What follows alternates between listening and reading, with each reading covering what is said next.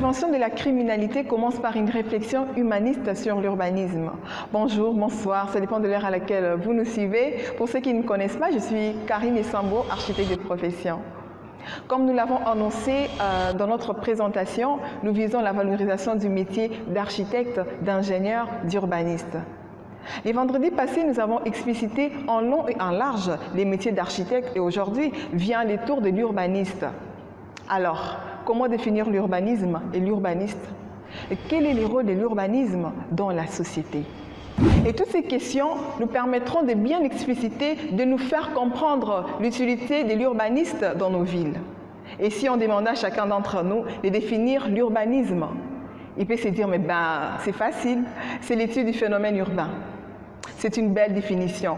Mais ce qui nous intéresse, c'est de comprendre ce qu'il y a derrière ces quelques mots. C'est quoi l'urbaniste et quel est son rôle?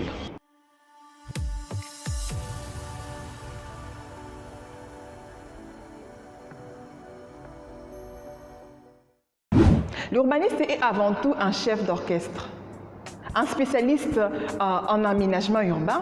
En effet, si dans un projet d'urbanisme, différents spécialistes interviennent, il est celui qui, en plus de sa formation de départ, a acquis une compétence spécifique lui permettant de relier les intervenants. Il coordonne, synthétise les compétences des uns et des autres. Son travail exige une vision globale. Il doit penser à tout et garder à l'esprit que la ville est une dynamique où les éléments interagissent les uns les autres. L'urbaniste agit avant l'architecte ou l'ingénieur. Qu'il s'agisse de réhabiliter, développer ou protéger un lieu ou un espace.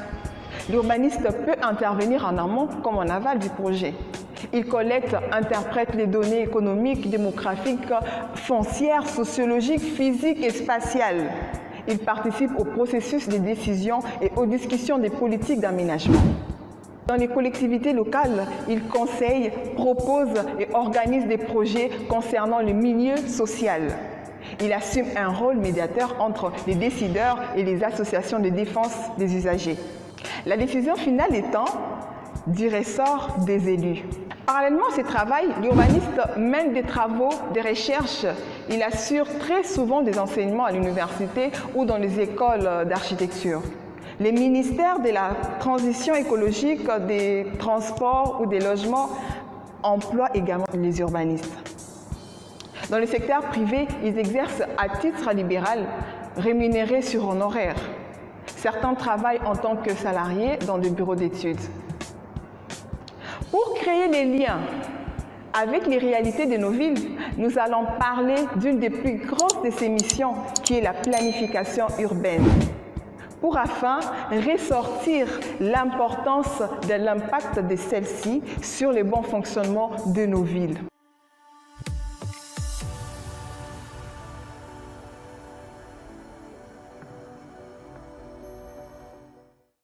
Éclaircissons la quintessence de ces termes et enfin la contextualiser avec la réalité de notre tissu urbain. La planification urbaine ou planification territoriale est une discipline de l'urbanisme. Elle prévoit et organise un plan local d'urbanisme moyennant une durée quelconque. Ainsi, la façon que va évoluer les territoires. C'est peut-être une échelle communale ou une échelle plus vaste. Elle vise à répartir les espaces dédiés à l'urbanisation immédiate et future, à l'agriculture, à la préservation des espaces remarquables. Cette planification, de par ses outils, aboutit à des règles pour parvenir au projet urbain ou projet territorial. L'idée est de concilier l'urbanisation avec toutes les autres thématiques d'un territoire, inondations, mouvements de terrain, etc. Et c'est quoi l'utilité de ces derniers? Il permet d'aménager progressivement et d'une manière prévisionnelle une agglomération ou une ville d'une manière durable et inclusive. Il permet d'anticiper sur l'encombrement et les nuisances diverses liées aux activités urbaines.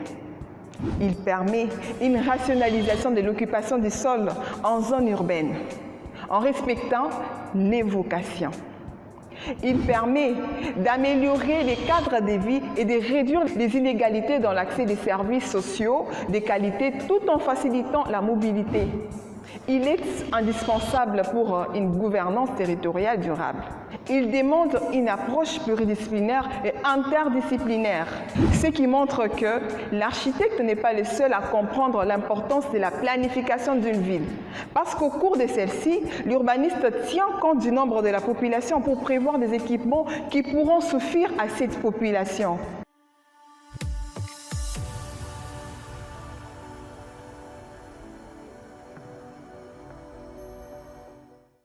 Chaque grande partie de la ville aura son aire de centralité qui sera considérée comme la propriété conférée à une ville des biens et des services. Chaque quartier est doté des équipements suffisants pour sa survie.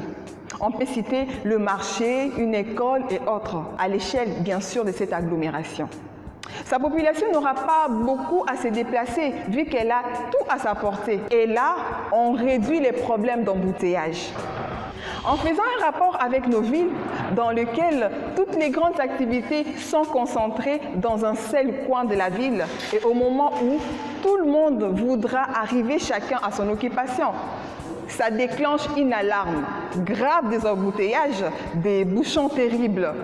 Donc, le rôle de l'urbaniste est d'une grande nécessité pour la planification d'une ville avant même qu'elle soit habitée.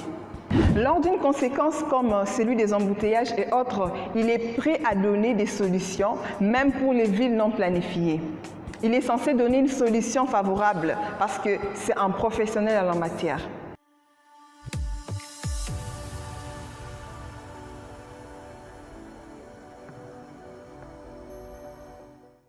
L'urbaniste, lors de la planification, prévoit déjà les plans d'assainissement des eaux usées et des eaux pluviales. Ceci afin d'éviter les inondations, ce qui signifie que même à la longue, si tous ces éléments qui demandent une touche urbanistique ne sont pas pris en compte, la ville sera invivable. Tous ces schémas tracés par l'urbaniste doivent être pris en compte et respectés dans la conception de l'architecte afin de faire fonctionner la ville. Bref, il est préférable de chercher un professionnel en cette matière pour éviter les effets catastrophiques pour nos villes. Et si on veut démontrer la complémentarité existant entre l'architecte et l'urbaniste, nous affirmons que l'architecte doit se munir d'une bonne dose des notions d'urbanisme, afin qu'il se réfère au plan de l'urbaniste qui avait déjà conçu la ville dans le sens logique. Le plan de l'urbaniste comprend les règles et les exigences du type architectural qui doit être respecté et exécuté par rapport à la fonction des zones ciblées. Un architecte ne pourra pas conseiller à son client de construire une usine dans une zone résidentielle, par exemple. Il ne peut pas conseiller à son client de construire un immeuble à 10 étages, par exemple, dans une avenue où il y a des maisons à rez-de-chaussée. Et il y a beaucoup d'exemples à donner sur ces points qui vont nous convaincre à comprendre que si on mettait chaque professionnel en matière d'infrastructure à sa place, nous aurons des villes agréables à voir et à vivre. L'architecte a des règles urbanistiques qu'il doit respecter et considérer comme des contraintes dans sa composition afin de garder l'harmonie de la ville telle qu'est pensée par l'urbaniste. Ce sont des sujets très vastes. Nous tâcherons de les éclaircir petit à petit dans nos prochaines émissions afin de faire comprendre à notre population que le développement d'une nation commence d'abord par soi-même. Par son espace de vie personnelle, sa maison bien sûr. Cet espace doit être transformé suivant des règles que nous devons à tout prix suivre en faisant appel à un expert en la matière ou à un spécialiste qu'il faut. Et là, nos villes seront belles d'apparence et vivables.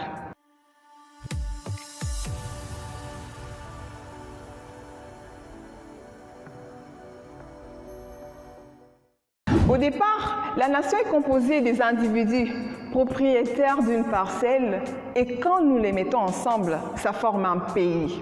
Pour avoir un bon pays, les bâtons de Moïse n'est pas seulement dans les mains des autorités, mais de nous tous.